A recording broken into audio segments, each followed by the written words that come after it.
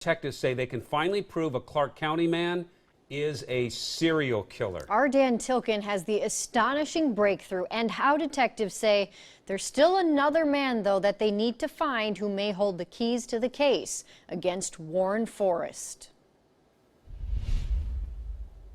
I believed my life was helpless and hopeless. Just a month ago, we were allowed to take pictures when Warren Forrest tried to explain the stress that drove him to kill. And as he failed to convince the parole board, he's not dangerous anymore. The distraction I chose was, deviant fantasies. Forrest described the 1974 murder of Krista Blake near Battleground, the abduction and attack on 15-year-old Norma Countryman, and the brutal attack on another woman we're not identifying to protect her identity.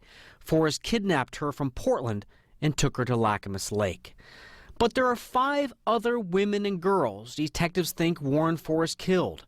All of the cases were unsolved until a breakthrough on 2 of them. 43 years later. 43 years later. Is that mind-boggling to you? It's astounding how we've even gotten here after this. Clark County detectives think they have definitive proof Warren Forrest is responsible for the murders of Carol Valenzuela and Martha Morrison. This 40-year-old crime scene map shows their bodies are found together in a remote part of Clark County.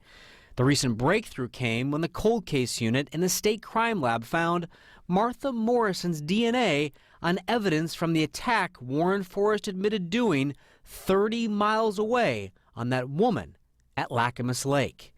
The chances the test is wrong, 1 in 30 billion. But even if Warren Forrest is charged with double murder soon, the sheriff's office is still trying to fill in blanks in the case.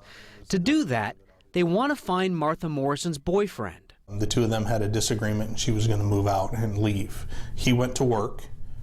He's not a suspect in her disappearance by any means. He went to work. She disappeared. The couple was living in North Portland. Martha was just 17. Detectives think he was about the same age. He's a black male and she was a white female. So back in 1974, that wasn't as common as it is today and might have stood out in somebody's memory, a neighbor, somebody. He worked at the shipyards as a welder or a grinder. Vancouver shipyards? Portland shipyards. Okay. They both came from like a Job Corps educational institute down in Arizona. Well, they don't even know his first name, but they think he might be able to answer questions about the day Martha disappeared to make sure Warren Forrest answers for what happened to her so many years ago. Dan Tilken, KOIN 6 News. Also, the detective tells Dan that they don't have enough evidence to actually charge Warren Forrest with the murders of the other 3 women that he's suspected of killing.